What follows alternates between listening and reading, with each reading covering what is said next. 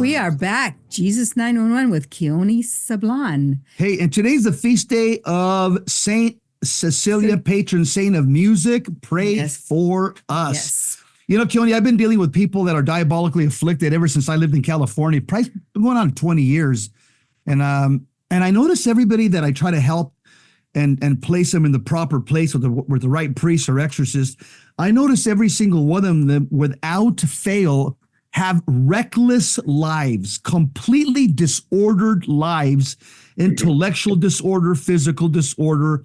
And so I can even see your program. You're going to be able to help people that even have some level of diabolical affliction, because that's exactly what is consistent in all of them. Is there's just a mental disorder, external disorder, interior disorder. And so I'm just so glad to see that that a young man like you is reaching out and you're focusing on this, focusing on men and this group coaching program. Yeah. You know, a lot of men have challenges today.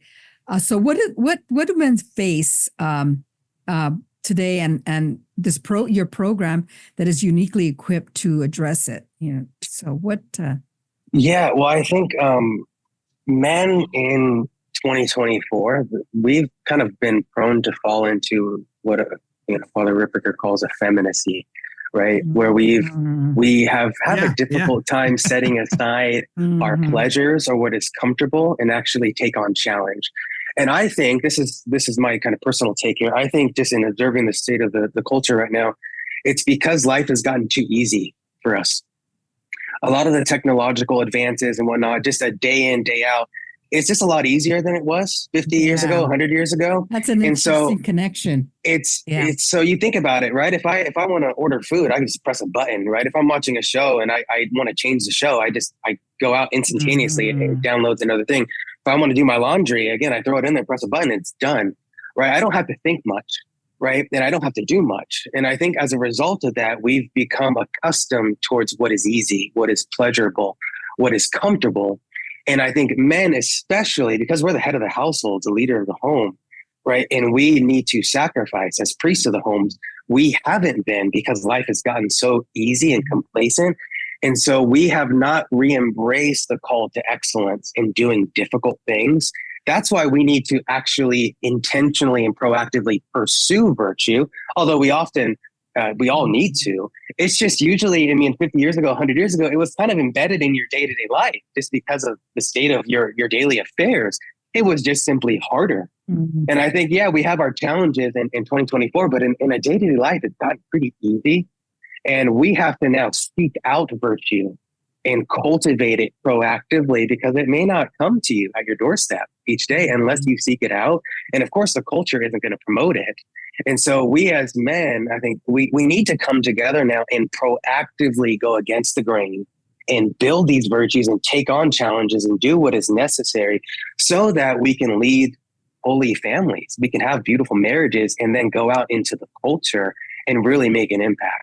And so that's why I'm really focusing on men here. We need to grow in virtue intentionally. Yeah, I like the way you made that connection with the easy lifestyle has just, it's at the tip of our fingers, really. Where before, most men, their state of life was going out, pulling weeds and working on their farm. And it wasn't, we just push a button and run the lawnmower across the, your acre land, where the others were a push broom or cutting. And, you're right. It doesn't. And that does bring more virtue, I think, the former life. But this easy lifestyle has really, effeminized the men. Yeah, Keone, it's effeminized men so much that there's actually one political party that doesn't know what a woman is. There's a political party that believes men can use women's bathrooms. There's a political party. It's the Democrat Party. They believe that men can self-identify as women. Women is that. Talk about the ultimate act of effeminacy. It's right now mainstream, and we're battling this right now in the country. It's an absolute battle.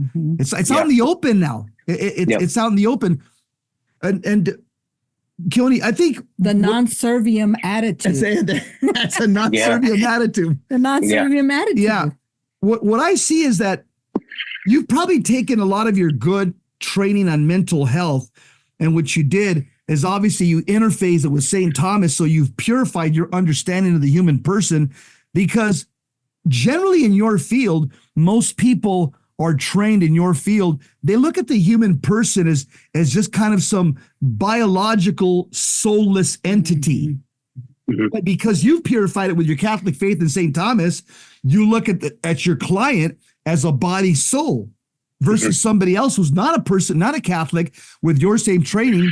He looks at the person just as a biological, synapses and, and basically, chemicals and, and so there's not going to be healing if you don't look at the whole human person. You're just going to be treating symptoms here and there. But your program, you're affecting the entire human being, because again, you're going right back to Catholic principles, correct? Yep. It's really, I think there's two major reasons why it's more effective. One is, as you said, I understand through the wisdom of St. Thomas, it's not my own genius, the wisdom of St. Thomas, I understand that we are a body and soul. And so if you're not addressing both, you're missing. And ultimately, if you ignore the soul, which is more important, right? Our body should be subordinate to the soul. Then you're really missing the whole point, right? And even spiritually, our relationship with Christ and being faithful to Mother Church. So you're missing the point there. The second thing is the common approach to healing in the secular world. I often tell my clients in the initial consultation call, hey, just so you know, working with me is not about venting, because venting is very common in the secular therapy world. This is why everyone makes fun of it in the TV shows. They just lay on a couch and the therapist sits there and probably takes a nap, right? Because it's just, you tell me all your problems and I make you feel heard or safe, and then we'll see you go on your way. I think that is an atrocity. That's not mental health. That is not healing. Mm-hmm. One, you can do that for free. I don't know why you're paying someone for that, right? To just sit in there and vent. You can do that to your barber. You can go to a bar and do that. You can talk to a friend and call them up and do it. You definitely shouldn't be doing that to pay someone. The second reason why is we know the devil has access to your memory. And so he can manipulate your memory. Who knows what you're even venting upon is even true based on reality. Also, he can manipulate your emotions to where what you're feeling about that memory that you're venting upon is being distorted or is disproportionate. So all I'm doing, if I'm just letting you vent, is I am essentially solidifying that association that you have with that memory. And all that does is keep the vice present.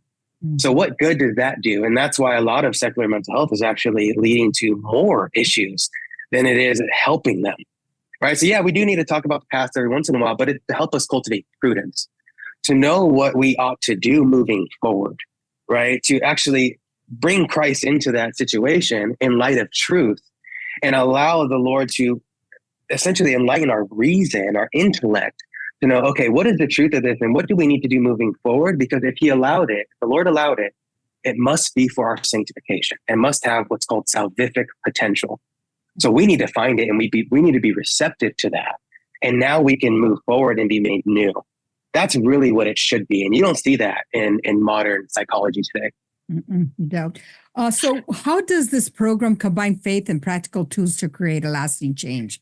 We're talking about the program Serviam Institute. Yes, Serviam. Yeah. So my virtue building program, it incorporates both faith and practical because, again, we are a body-soul composite, right? And so it is through the cultivation of virtue that you increase your faith. We know faith as being one of the theological virtues, and we can't cultivate it ourselves. There's nothing I can do to merit the theological virtues, right?